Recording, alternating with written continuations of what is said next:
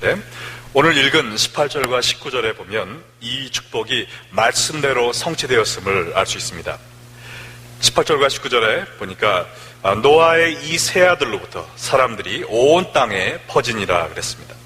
하나님의 말씀대로 노아의 세 아들은 많은 자녀를 낳았고 또 많은 이 땅의 동물들을 다스리면서 행복하게 살았던 것 같습니다. 네, 그래서 자녀를 낳기만 하면 건강하게 쑥쑥 잘 크고 또 땅에 곡식을 심기만 하면 풍성한 수확을 갖다 주고 또 다시는 홍수의 심판이 없으리라는 하나님의 언약의 상징인 무지개가 구름 속에서 환히 빛나고 있고 그야말로 정말 아쉬울 것 없는 태평성대를 누리고 있었던 것입니다. 그런데 얼마간의 세월이 흐른 후에 무지개의 찬란한 빛에도 불구하고 어두운 죄의 그림자가 다시 인간 세상을 엄습해오는 모습을 보게 됩니다. 나무를 잘라내도 그 뿌리는 남아있듯이 대홍수를 통해 죄로 타락한 사람들이 멸망을 받았지만 살아남은 노아들의 가족 속에 남아있던 그 죄의 불씨가 다시 타오르는 비극이 벌어진 것입니다. 그래서 오늘 이 말씀을 보면서 정말 우리가 모두가 죄의 유혹을 이겨내고 또 복음에 합당한 거룩한 삶을 사는 하나님의 자녀가 되기를 주님의 이름으로 축원합니다. 오늘 본문을 보면 두 종류의 죄를 보게 되는데요. 첫 번째는 하나님의 심판을 두려워하지 않는 방탕의 죄입니다. 하나님의 심판을 두려워하지 않는 방탕의 죄. 노아는 하나님의 심판이 얼마나 무서운지 뼈저리게 체험한 사람이었습니다. 이 세상에 죄악이 관영했을 때 하나님의 진노의 심판이 임해서 얼마나 많은 사람들이 멸망을 당했는지 똑똑히 두 눈으로 본 사람입니다. 그런데 세월이 흐르고 모든 것이 평안해지니까 죄에 대한 하나님의 심판이 얼마나 무서운 것인 것을 잊어버리고 노아 자신이 죄의 유혹에 넘어가 버리고 말았습니다. 오늘 20절과 21절 말씀해 보니까 노아가 농사를 시작하여 포도나무를 심었더니 포도주를 마시고 취하여 그 장막 안에서 벌거벗은지라 그랬습니다. 노아가 포도나무 농사를 지었다는 것에 대해서는 아무런 문제가 없습니다. 그러나 이 믿음의 사람 노아가 절제하지 못하고 포도주를 과음해서 옷을 홀라당 벗고 누워있는 추태를 벌인 것입니다. 어느 신학자는 이야기하기를 홍수전에 많은 사람들이 술을 마시고 개판을 칠 때는 자기는 그렇게 자기 자신을 그렇게 잘 지켰지만 그런 사람들이 다 없어지니까 노아 자신이 개판을 쳤다라는 이런 적나라한 표현을 쓰면서 노아의 상태를 이야기했습니다. 노아는 하나님 앞에 의인이었고요. 완전한 자였고 하나님과 동행하던 사람이었습니다. 600년 이상을 흐트러진 모습을 보이지 않고 늘 하나님과 함께 걸었던 신앙의 거인이었습니다. 그럼에도 불구하고 이 노아가 긴장이 풀리면서 자만과 태만의 마음을 갖게 되니까 어느 날 고주망태의 술주정뱅이로 전락하고 말았던 것입니다. 우리가 오늘 이 사건을 통해서 어떤 진리를 깨달아야 되겠습니까?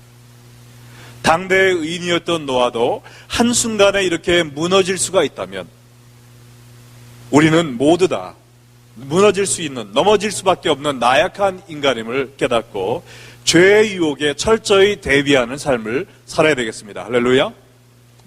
자, 그러면 우리가 어떻게 죄의 유혹에 대비하고 승리하는 삶을 살 수 있을까요? 두 가지를 간단히 말씀드리겠는데요. 첫 번째는 나의 약점을 알고 그 영역에서 마귀에게 틈을 주지 말라는 것입니다. 마귀에게 틈을 주지 않는 삶이 필요합니다. 에베소서 4장 27절에 보니까 다 같이 읽겠습니다. 마귀에게 틈을 주지 말라. 모든 사람에게는 취약점들이 있거든요. 근데 마귀는 우리의 약점을 너무나 잘 알고 있습니다. 그러므로 우리가 우리의 약한 부분에 있어서 조금이라도 마귀에게 틈을 주면 그 사이를 삐집고 들어와서 우리를 넘어지게 만들 것입니다. 노아의 취약점은 무엇이었죠? 술이었습니다. 처음에 노아가 술을 마셨을 때 이런 생각을 했었을 것 같아요. 뭐 포도주 한 잔쯤이야 괜찮겠지. 근데 한 잔이 두 잔이 되고 두 잔이 세 잔이 되어서 나중에는 곤드레 만드레가 되었습니다. 술에 취했을 때도 이런 생각을 했을 것 같아요. 뭐 술 좀 취하면 어때? 남자가 이럴 수도 있지. 그런데 술에 취함으로 말미암아 그 다음에 무슨 일이 있었습니까? 벌거벗고 수치를 당하는 일이 생기게 되었습니다. 그때도 이런 생각을 했을 수 있을 것 같아요. 뭐 내 숙소에서 내가 옷 벗고 자는데 누가 뭐라 그럴 거야. 그런데 그로 인해서 그의 자녀가 죄를 짓게 되고 또한 그 죄로 인하여 그의 자손들이 저주를 받는 비극의 일이 시작되게 되었습니다. 일본 속담에 이런 말이 있다고 그래요. 처음에는 사람이 술을 마시다가 술이 술을 마시다가 나중에는 술이 사람을 마신다. 맞습니까? 네. 우리가 술을 조금 마시는 것은 괜찮고 술은 취하면 안 된다라고 알고 있지만 여러분 가운데 특별히 술에 쉽게 취하시는 분들은 아예 술을 입에 대지 않는 것이 현명한 것입니다. 잠언 23장 29절로 31절에 보면 이렇게 나와 있습니다. 재앙이 네게 있느냐, 근심이 네게 있느냐, 분쟁이 네게 있느냐, 원망이 네게 있느냐, 까닭없는 상처가 네게 있느냐, 붉은 눈이 네게 있느냐, 술에 잠긴 자에게 있고 혼합한 술을 구하러 다니는 자에게 있느니라. 포도주는 붉고 잔에서 번쩍이며 순하게 내려가라니 너는 그것을 뭐라 그랬습니까? 보지도 말지어다. 성경은 우리에게 술을 보지도 말지어다 그랬어요. 그러므로 우리가 우리의 삶 속에 약점이 있다면 그 약점을 조금이라도 마귀에게 틈을 주지 않음으로 인해서 우리 자신을 지켜야 되는 것입니다. 여러분의 취약점은 무엇입니까? 여러분 가운데 술에 약한 분이 계실지 몰라요. 그러면 냉장고를 맥주로 꽉 채워놓으면 안 되겠습니다. 그리고 여러분 가운데 과식에 약한 분들은 올 컨트리 버페 옆집으로 이사 가시면 안 되겠죠.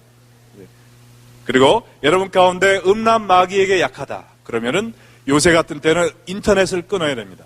우리 교회 청년 가운데서는 집에 오면은 인터넷에 유혹을 받는다 해서 집에 있는 인터넷을 끄는 사람이 있습니다. 어느 사업하시는 분 가운데서는 사업체에 나가서 내가 혼자 있으면 유혹을 받는다 해서 사업체에서 불편해도 인터넷을 끄는 분이 있습니다.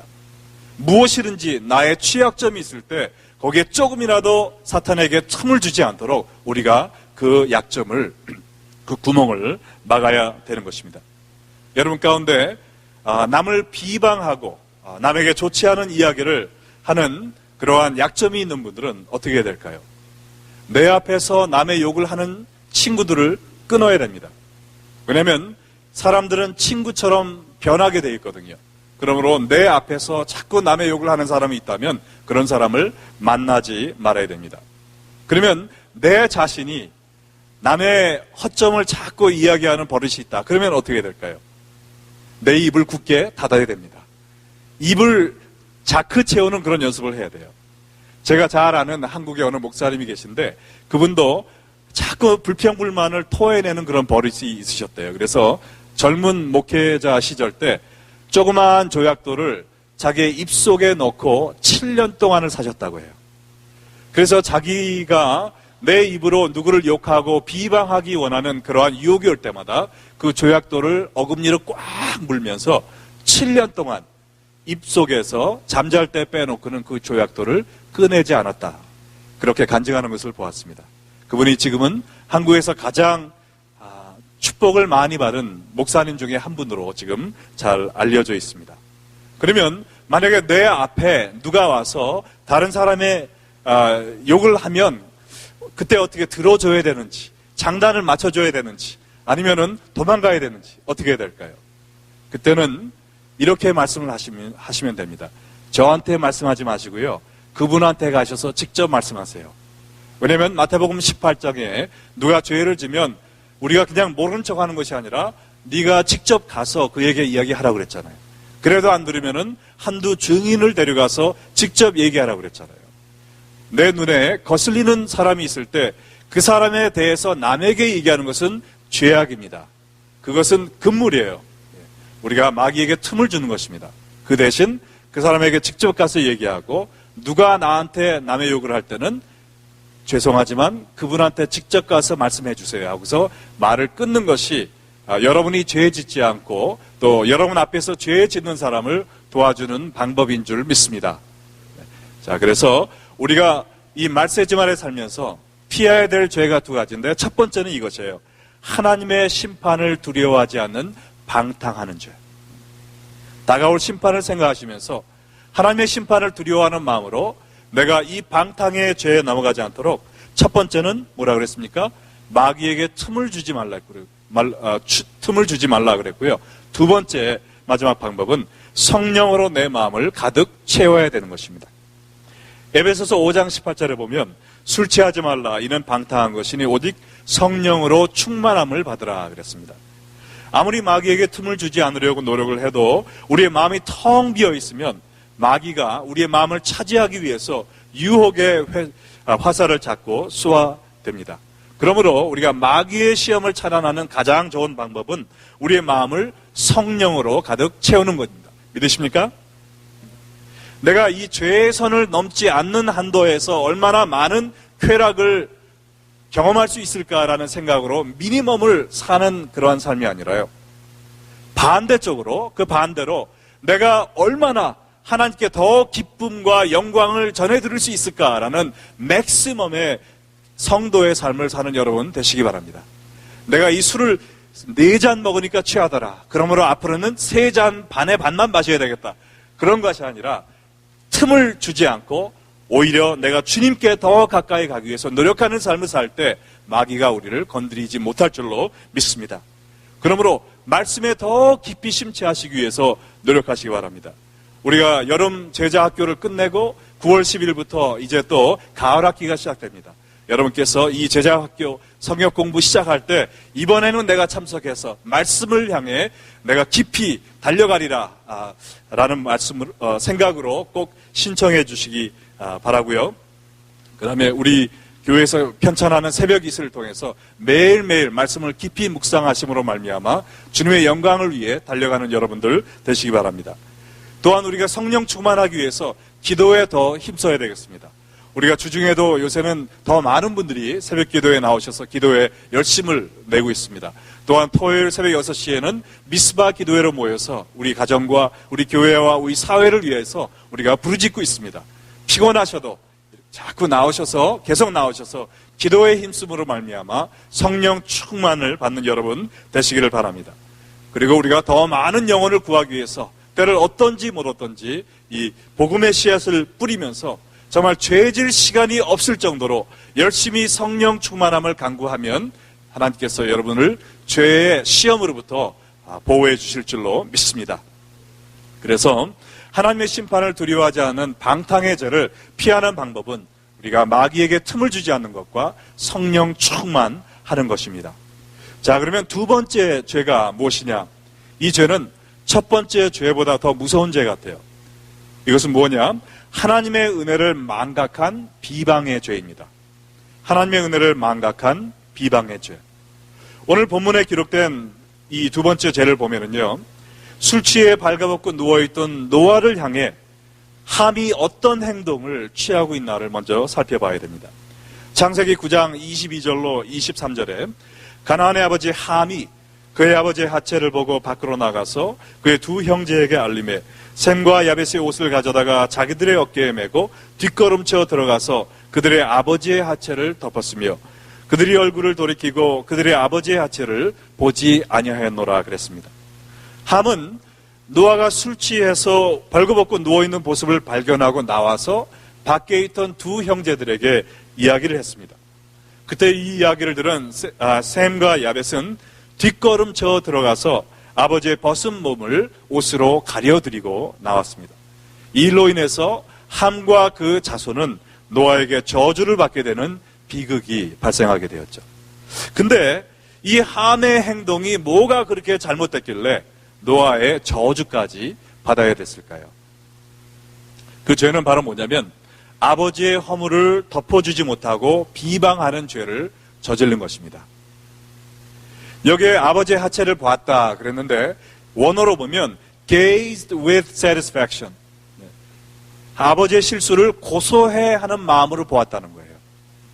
아버지의 실수를 안타깝게 하는 마음이 아니라 신앙 제일 좋은 척 하더니 꼴 좋다. 그러한 심보로 보았다는 것입니다. 그리고 형제들한테 알렸다 그랬는데 원어로 보면은 told with delight. 염려하는 마음이 아니라 고자질하는 마음으로 떠벌렸다라는 것입니다. 이와 반면에 셈과 야벳은 어떻게 했습니까? 아버지의 망신살 뻗친 모습을 보지 않기 위해서 뒷걸음쳐서 아버지의 약점을 남들에게 떠벌린 것이 아니라 오히려 옷으로 덮어드리고 나왔습니다. 성경에 보면은요, 부모님을 존경하지 않고 비방하는 행위를 아주 심각한 죄라고 이야기하고 있습니다. 마가복음 7장 10절에서 예수님은 말씀하시기를 모세는 내 부모를 공경하라 하고 또 아버지나 어머니를 모욕하는 자는 어떻게 하리라고 그랬어요? 죽임을 당하리라 하였거늘 이라고 구약을 다시 말씀해 주셨습니다. 하나님이 가정의 머리로 세워주신 아버지를 공경하지 않고 오히려 비방하고 모욕하는 행위는 하나님을 모욕하는 행위와 같아서 사형에 처해야 될 정도로 심각한 죄라고 성경은 이야기하고 있습니다. 기독교는요, 효도의 종교입니다. 믿으십니까? 잠언 23장 22절과 25절에 보면 너희 낳은 아비에게 청종하고 그랬습니다. 청종하고는 무슨 뜻이에요? 순종하라는 것이죠. 아버지의 말씀을 순종하라는 것입니다. 내 늙은 어미를 경히 여기지 말지니라, 업신여기지 말지니라. 이 말은 너의 어머님을 공경하라, 존경하라 이 뜻입니다. 또한 25절에 내 부모를 즐겁게 하며 너를 낳은 어미를 기쁘게 하라 그랬습니다. 우리가 연로하신 부모님을 의식주 문제만 해결해 드리면 되는 것으로 생각할 때가 많이 있지만 거기서 끝나는 것이 아니라 부모님의 마음 상태까지 헤아려 드려야 된다는 것입니다. 나로 인하여 우리의 아버지, 어머니가 기뻐하실 수 있도록 항상 그의 마음이 기쁨으로 충만할 수 있도록 보살펴 드리라는 것입니다. 부모님이 나이가 들어가시면서 부모와 자녀의 역할이 바뀌어지는 때가 옵니다. 아버지가 아들처럼 되고요, 아들이 그 아버지의 역할을 해야 될 때가 와요. 어머니가 딸처럼 되고 딸이 그 어머니의 어머니 역할을 해야 될 때가 온다는 것입니다. 어렸을 때는 부모님이 어린아이들 걱정을 합니다. 얘가 밥은 잘 먹고 있는지, 친구는 있어서 외롭지 않은지, 옷은 제대로 챙겨 입고 가는지, 용돈은 있는지, 또 여기저기 운전시켜 주면서 데리고 다닙니다.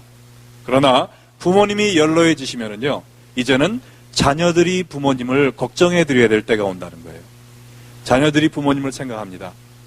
식사는 잘하고 계신지, 친구는 있어서 외롭지 않으신지, 건강은 괜찮으신지, 용돈은 궁하지 않으신지, 그리고 여기저기 운전을 하고 모시고 다녀야 되는 때가 온다는 것입니다. 바로 그때 부모님께서 평생 동안 우리를 보살펴 주셨던 것처럼 우리 자녀들은 연로하신 부모님을 평생 동안 보살펴 드려야 되는 것입니다. 이것이 동방예의지국 한국에서 태어난 우리의 도리가 아니라 하나님을 믿는 기독교인의 도리인 것입니다. 믿으십니까? 네. 그래서 부모님이 아직 살아계시다면 최선을 다해서 육신은 봉양해드리고 또한 그들의 마음은 기쁘시게 해드리고 또 영혼은 구원시켜드리는 효자 효녀들 다 되시기를 주님의 이름으로 축원합니다. 자, 근데 오늘 이 함의 죄를 보면서 깨달아야 될 또 다른 중요한 진리가 있습니다. 그것은 뭐냐면 우리가 부모님을 비방하는 죄뿐만 아니라 누구든지 남의 허물을 덮어주지 못하고 비방하는 죄는 하나님 앞에 엄청나게 심각한 죄라는 거예요. 왜냐하면 남의 허물을 덮어주지 못하는 자는 나의 죄와 허물을 덮어주신 하나님의 은혜를 무시하는 행위를 저지르고 있다는 것입니다. 노아와 그의 가족들이 홍수에서 어떻게 구원받았습니까? 그들이 잘나서가 아니라 하나님의 덮어주시는 은혜 때문이었어요.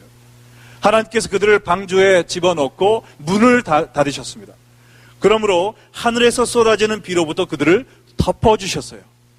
그렇기 때문에 구원을 받았습니다. 아담과 하와는 어떻게 하나님 앞에서 범죄하고도 살아남을 수 있었습니까? 하나님께서 동물의 가족을 통해서 그들의 부끄러움을 가려주셨기 때문에 살아남을 수가 있었습니다. 출애굽 때 애굽의 모든 장자가 죽음을 당할 때 이스라엘 백성들은 어떻게 살아남았습니까? 하나님께서 양의 피를 바른 그 문과 그 집을 마치 방탄유리로 덮은 것 같이 죽음의 사자가 그 마을을 지나갈 때 하나님의 보호의 손으로 덮어주셨기 때문에 삶을 유지할 수 있었던 것입니다. 모세가 출애굽기 33장에서 하나님의 얼굴을 보았는데 죄인으로서 하나님의 얼굴을 보고 어떻게 살아남을 수가 있었습니까? 그가 바위 틈에서 하나님의 얼굴을 볼 때 성경에 보면은 하나님께서 그의 얼굴을 그의 손으로 가리어 주셨다 그랬습니다. 이 가리어주는 은혜 때문에 살 수가 있었던 것입니다. 이 이스라엘 백성들이 애굽에서 나와서 광야 생활을 하면서 하나님께서 그 율법을 시내산에서 주셨는데 그 율법을 지키지 않았습니다. 그럼에도 불구하고 어떻게 살아남을 수 있었죠? 우리가 출애굽기 25장을 한번 보시겠는데요. 여기에 보면 그 율법이 적힌 증거판을 하나님께서 언약궤에 넣어주시고 그 위에 속죄소를 궤 위에 얹고 그 증거판을 그 밑에 넣었다 그랬습니다.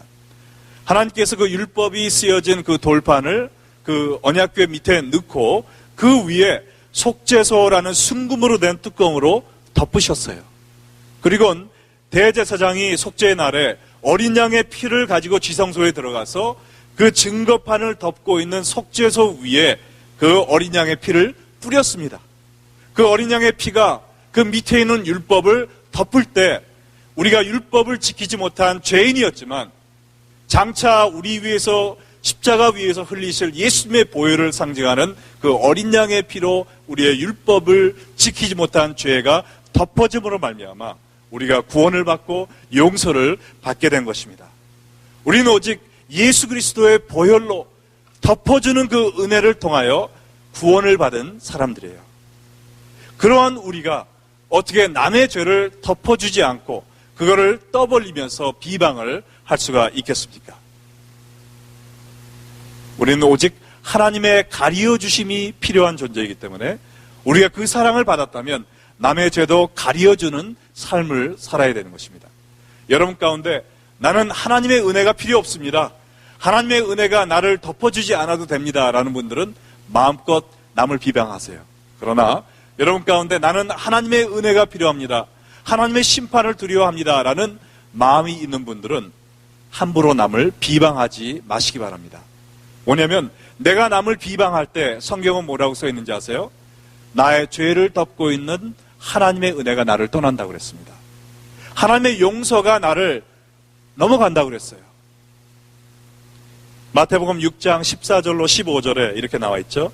너희가 사람의 잘못을 용서하면 너희 하늘아버지께서도 너희 잘못을 용서하시려거니와 너희가 사람의 잘못을 용서하지 아니하면 너희 아버지께서 너희 잘못을 용서하지 아니하시리라 그랬습니다. 우리는 남을 비방하는 말을 함부로 해서는 안 되겠습니다. 오직 하나님의 가리어 주심을 통해서만 살 수 있는 우리이기 때문에 그 은혜를 받은 우리가 남들에게도 그러한 사랑으로 그들의 허물을 덮어주는 삶을 살아야 될 것입니다. 이 노아를 비방하던 함과 그의 자손이 어떠한 결과를 초래하게 되었는지 한번 보세요. 창세기 9장 24절로 25절에 보면 노아가 술이 깨어 그의 작은 아들이 자기에게 행한 일을 알고 이에 이르되 가나안은 저주를 받아 그의 형제의 종들의 종이 되기를 원하노라 그랬습니다. 함의 아들 가나안이 저주를 받아서 그의 형제의 종들의 종이 되는 저주를 받았어요. 형제들의 종도 아니고 그들의 종의 종이 되는 가장 낮고 비천한 존재로 떨어지고 마는 그러한 저주를 받았습니다. 이 예언은 나중에 셈의 후손인 이스라엘 백성들이 가나안을 점령하고 그 주민들을 종으로 삼으로 말미암아 성취가 되었습니다. 물론 함의 잘못뿐 아니라 성경에 보면 가나안 백성들이 하나님을 대적하고 우상을 섬기며 각종 음란죄를 짓다가 자신들의 저주를 초래했다는 자초했다는 이야기가 나와 있습니다. 그리고 창세기 9장에 있는 노아의 저주는 이삭과 야곱이 그랬듯이 그 믿음의 족장들 또 선조들이 죽기 전에 자기들의 후손이 어떻게 될 것을 미리 예언하는 그러한 조상의 예언 또 유언이라고 할 수가 있겠습니다. 그러나 이 모든 저주의 발단은요, 노아의 허물을 덮어주지 않고 비방했던 함의 죄악에서 시작되었습니다. 이와 반면에 아버지의 허물을 덮어준 셈과 야벳은 어떠한 축복을 받게 되었습니까? 창세기 9장 26절로 27절에 보면 또 이르되 셈의 하나님 여호와를 찬송하리로다. 가나안은 셈의 종이 되고 하나님의 야벳을 창대하게 하사 셈의 장막에 거하게 하시고 가나안은 그의 종이 되게 하시기를 원하노라 하였더라 그랬습니다. 셈은 여호와를 찬송하는 영적인 복을 받았고요. 야벳은 땅에서 창대하게 되는 땅의 복을 받았습니다. 여러분은 어떠한 부모, 어떠한 조상이 되기 원하십니까? 셈과 야벳처럼 남의 허물을 덮어주는 은혜의 삶을 삶으로 말미암아 자손 대대로 하늘의 복과 땅의 복을 받게 하는 축복의 조상이 되기 원하십니까?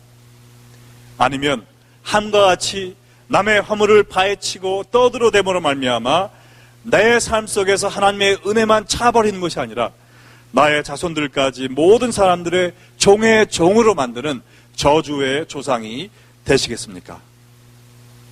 축복의 조상이 되시겠어요? 아니면 저주의 조상이 되시겠어요? 베드로전서 4장 7절과 8절에 이런 말씀이 있습니다. 만물의 마지막이 가까이 왔으니 그러므로 너희는 정신을 차리고 근신하여 기도하라. 무엇보다도 뜨겁게 사랑할지니 사랑은 허다한 죄를 덮느니라. 남의 허물을 덮기 위해서는 내 마음속에 사랑이 넘쳐나야 되는 것입니다. 얼마 전 중국 샹하이의 그 푸통 국제공항에 큰 소란이 있었다고 합니다. 왜냐하면 그 공항 대합실에서 누구를 기다리고 있던 어느 여인에게 공항에서 출구를 향해 나오던 한 사람이 칼로 9번을 그 사람의 가슴과 배를 찔렀어요. 그래서 피가 낭자하게 흐르고 그 공항 바닥에서 쓰러져서 비명을 지르는 그런 사건이 있었습니다. 근데 자초지종을 알고 보니까 그 중년 여인을 찌른 청년은 바로 그 여인의 아들이었어요. 지난 몇 년 동안 일본에서 유학생활을 마치고 돌아오는 길이었는데 유학생활 동안에 어머니가 돈을 충분하게 보내주지 않아서 내가 고생하면서 유학했다. 이 어머니에 대한 분노를 참지 못하고 자기를 마중 나온 엄마를 칼로 9번 찌른 것입니다. 정말 폐륜하죠. 상상할 수도 없는 그러한 불효를 저질렀습니다. 그때 이 어머니는 앰뷸런스에 실려서 가까운 병원으로 갔고요. 그러나 천만다행으로 죽지 않고 살아났습니다. 그래서 ER에서 일반 병동으로 옮기게 되었는데 그때 많은 기자들이 그 여인을 취재하기 위해서 달려들었다고 그래요. 그때 이 중년 여인이 기자들에게 한 얘기가 뭐냐면은 우리 아들을 원망하지 않습니다. 일본에서 얼마나 스트레스가 많았으면 저에게 그런 행동을 했겠습니까? 아마 힘든 공부를 하느라고 정신이 잠깐 오락가락 했던 것 같습니다. 저는 제 아들을 용서했습니다. 여러분들도 제 아들을 용서해 주세요. 라고 이야기했다고 합니다. 사랑은 허다한 죄를 덮는다고 그랬어요. 모든 죄를 덮을 수 있는 어머니의 사랑이죠.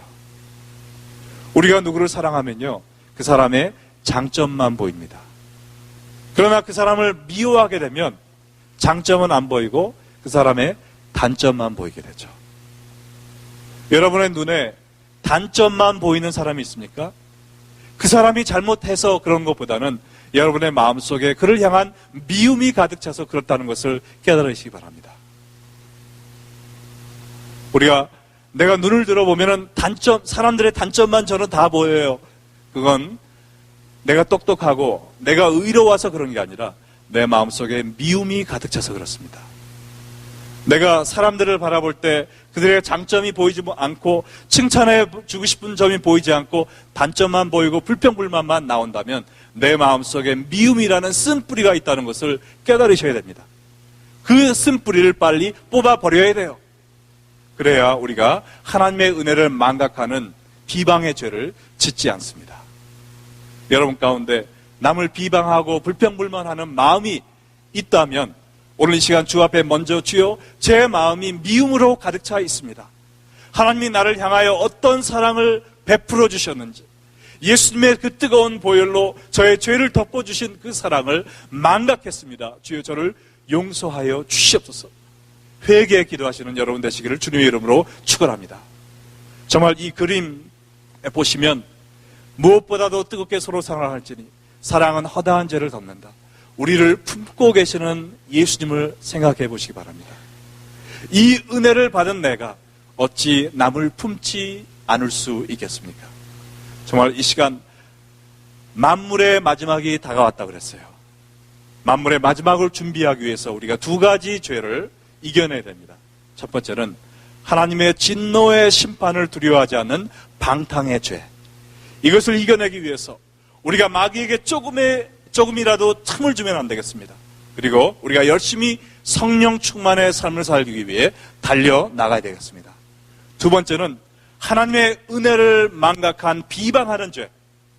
이 죄를 짓지 않기 위해서 우리가 사랑으로 충만할 수 있도록 기도하고 사랑으로 모든 사람을 덮어줌으로 말미암아 우리가 주님의 은혜 가운데 그 은혜를 베풀며 사는 여러분들 다 되시기를 주님의 이름으로 축원합니다. 다 같이 기도하시겠습니다.